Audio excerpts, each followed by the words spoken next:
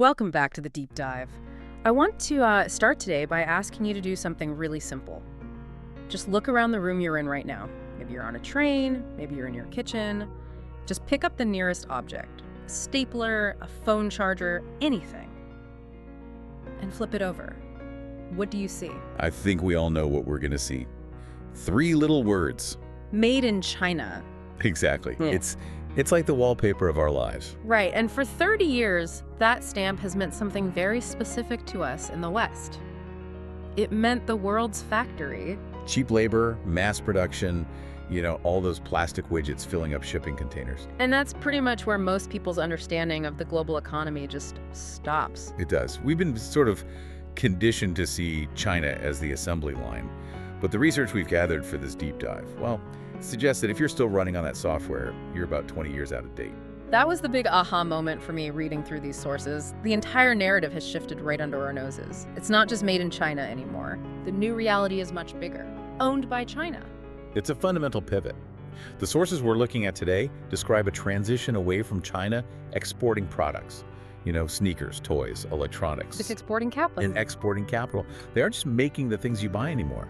They are systematically acquiring the Western brands, the critical infrastructure, the tech that defines your daily life. And what's wild is how invisible this all is. In the movies, a takeover is guys in suits kicking down doors. Yeah. A big hostile boardroom fight.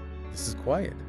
It's the hidden takeover, as one of our articles puts it. It's happening in Europe, the US, Latin America, all over Africa. And the average person has no idea. None. You go to the store, you buy a brand you've trusted for decades, something that feels, local or American, and you have no clue that the profit is flowing back to Beijing. There was a great analogy in the reading. It said China is transitioning from being the factory to being the landlord. And we're all the tenants. So to really get the scale of this, I think we need to play a game. The sources had this massive list of acquisitions, and honestly, some of them just floored me. Okay, I'm ready. Let's do it. I'm going to throw out a company that feels quintessentially Western, and you tell me what the research says about who actually holds the keys. Let's hear it. Okay, let's start with cars.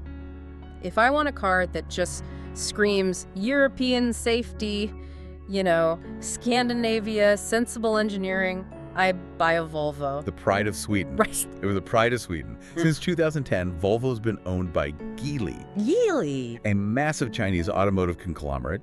And this is the perfect example of the strategy. They didn't just want the revenue from selling station wagons. They wanted the tech. They wanted the tech. Yeah. By buying Volvo, they bypassed decades of R&D and instantly got world-class safety patents, engineering standards, the whole package. So that little Swedish flag is just nostalgia now. Okay, let's go faster. Formula One, Pirelli tires. Oh, Italian passion. Supercars, the famous calendar. Yeah. You should be thinking Chemchana. Get out. They bought a controlling stake. So you've got this Italian supercar, a German engine, but the rubber that's actually meeting the road, that's Chinese state-owned enterprise territory. That one hurts. All right, let's pivot. Something totally different. The Segway. The thing mall cops ride. Such a weird, specific American invention. It really was. It was an American icon, for better or worse. But now, it's owned by Ninebot, a Beijing-based robotics company. And there's a story there, A right? great one. Ninebot actually had a patent dispute with Segway. So the Chinese company's solution was just, you know what, I'm not going to sue you, I'm just going to buy you. That's a total power move. Problem solved. With a checkbook. Okay, this next sector is where I think people might be truly shocked. Entertainment. We think of Hollywood as this impenetrable American fortress. You go to AMC theaters. The biggest chain in the US. And you're sitting in a seat that was acquired by the Wanda Group. But it goes so much deeper than just the popcorn. Right. The actual content. Legendary entertainment. This is a huge one. Legendary is the studio behind the Dark Knight trilogy, Jurassic World, Godzilla. Massive, massive cultural exports. So, just to be crystal clear, the studio that made the Christopher Nolan Batman movie is owned by the Wanda Group. As one source joked, even the Joker's nemesis now answers to Beijing. Wow. And that matters, right? I mean, ownership can dictate the output. Absolutely. We've all seen the discussions about Hollywood self-censoring for Chinese audiences. Well, when you own the studio, you don't have to ask for censorship. You just greenlight the projects that fit your worldview from day one. It's not just profit, it's soft power. Okay, what about tech? I spend way too much time on Reddit. It feels like the place where people go to argue about global politics, including criticizing China. Which is pretty ironic, because Tencent, one of China's tech giants, has a huge ownership stake in Reddit. You're kidding! Not at all. They also have stakes in Spotify, Snapchat, and massive chunks of the video game industry. Think Epic Games, Riot Games. So they have a seat at every table. Every digital table. And speaking of tables, let's talk about food. This might be the one that hits closest to home for people. Smithfield Foods. The largest pork producer in the United States. So, American bacon. The most, patriotic breakfast food you can imagine. Is part of a Chinese supply chain. Smithfield was acquired by the WH Group. It caused a big stir in Washington at the time, food security being national security and all that. But it went through. It went through. One source put it bluntly, when you're eating a BLT in Virginia, the B is technically Beijing approved. It is everywhere. What if you tried to escape it all? You go on vacation, a nice French resort, Club Med. Owned by Folsom? You check into the Waldorf Astoria in New York, the place where presidents used to stay. Bought by Anbang Insurance. In fact, after that purchase, the U.S. State Department actually stopped putting the president up there. Because of security concern. Espionage concerns. They literally had to move the president because the landlord changed. And then you go home to your kitchen, your American kitchen. GE Appliances, owned by Harry. It's staggering when you list it out like that. It feels like we've been asleep at the wheel while the car, which is a Geely-owned Volvo, is being driven somewhere else. But I have to play devil's advocate. We live in a globalized world. American companies buy European brands. Japanese companies bought up half of Manhattan in the 80s. Why is this different? Is it just xenophobia? That's the million-dollar question, and the sources argue there is a very distinct difference. Okay. When a U.S. company buys a French brand, it's usually private capital looking for quarterly profit. When a Chinese entity, especially a state-owned enterprise, makes a purchase, the timeline and the goals are different. How so? Western CEOs live quarter to quarter. If the stock drops, they're out. The sources describe China's strategy as looking 50 years down the road. It's a civilizational timeline. The long game. The very long game. The methodology they describe is actually quite logical.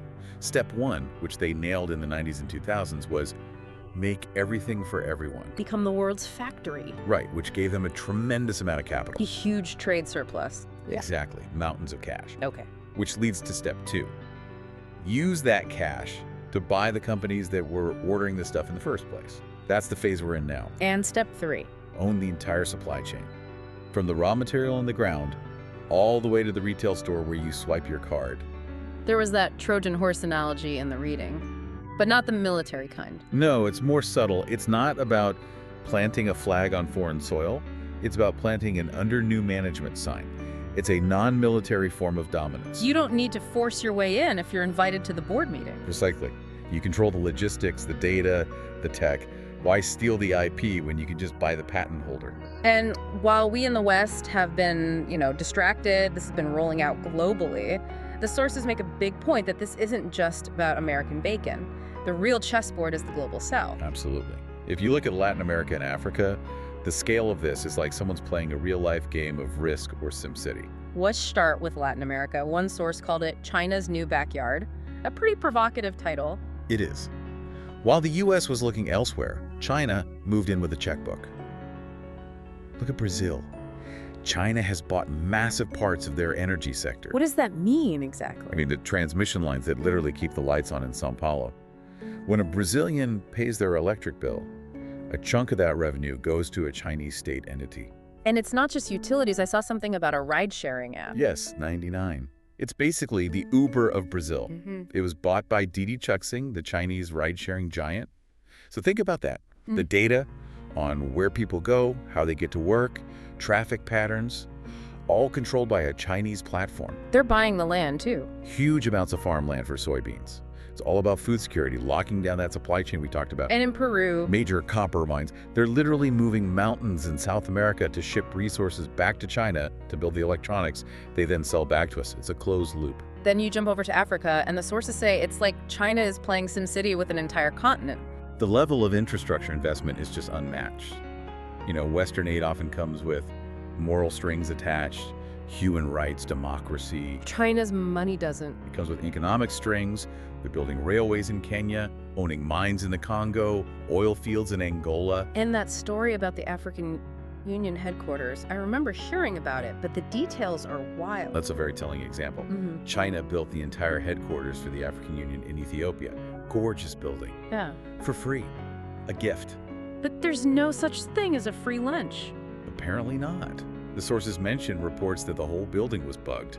Servers were allegedly sending data back to Shanghai every single night. Wow. It's like getting a free smartphone, but the manufacturer keeps the microphone on. And in Zambia, the influence is so strong there's a local joke about it. Yeah, the source says locals joke about renaming the country Chambia because China owns the mines, the airports, the power companies.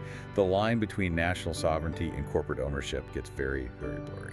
Which brings us to this idea of the debt trap, the Belt and Road Initiative. How does that work? Because on paper it sounds great. We'll build you a port. It sounds fantastic. Here's a huge loan. Let's build infrastructure. The problem is the fine print. These are commercial loans collateralized by the asset itself. So if you can't pay. When these developing nations can't pay back the massive debt, China doesn't just forgive it. They execute the clause and take ownership of the asset. The Sri Lanka example is pretty stark. That's the textbook case. Sri Lanka couldn't pay for the Hambantota port. So now China owns that port on a 99-year lease. Which is basically forever. It's a century of sovereignty handed over. Now China has a strategic deepwater port in the Indian Ocean, and they didn't have to fire a single shot. They just signed a loan agreement. It's strategic territory acquisition through banking. Precisely. And don't think Europe is immune. We talked about Volvo and Pirelli, but what about retail?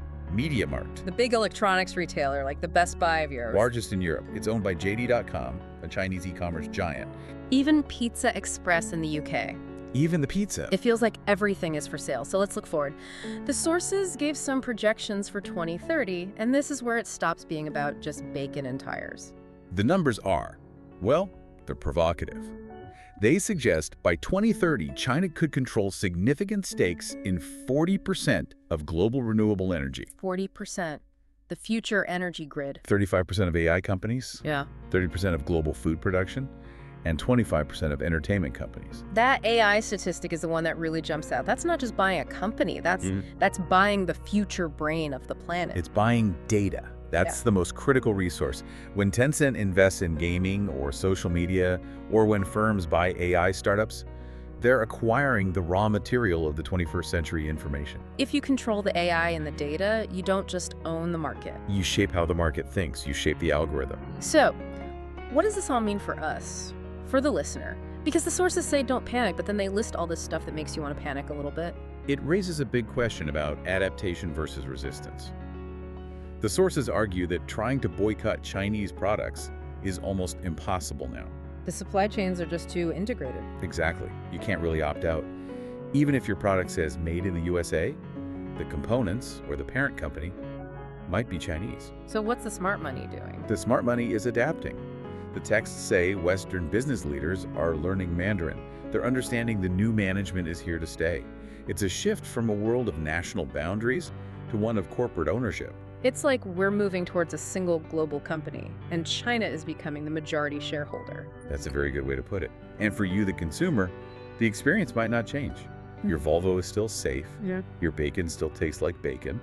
But the flow of wealth, of control, has shifted east. So this isn't some conspiracy theory. No, the sources are clear. This isn't a secret cabal. It's open, legitimate capitalism. It's bank transfers and regulatory approvals. It's just that China had the capital, the patience, and the state-aligned strategy to do it on a scale nobody has ever seen before. They played the game of Monopoly better than the people who invented it. And while everyone else was focused on the next turn, they were buying up the whole board. So as we wrap up, the sources leave us with a pretty heavy thought. They suggest that in 50 years, history books might just call this era the Great Chinese Acquisition. An empire built not by soldiers, but by M&A lawyers. It's a fascinating, slightly unsettling reality check. It definitely changes how I look at my shopping cart. Every transaction is a kind of geopolitical vote, whether you mean it to be or not. It should. Awareness is the first step. Just knowing who holds the keys. So here's the final thought for you, the listener. The next time you buy anything, a movie ticket, a ham sandwich, a new phone, take a second to look up the parent company. Follow the money. You might just find that you are personally funding the Chinese century, one purchase at a time. And the question the sources really leave us with is, does it matter to you? Because the product is the same, the service is the same, but the landlord has changed. Something to think about. Thanks for listening to this deep dive. We'll see you next time.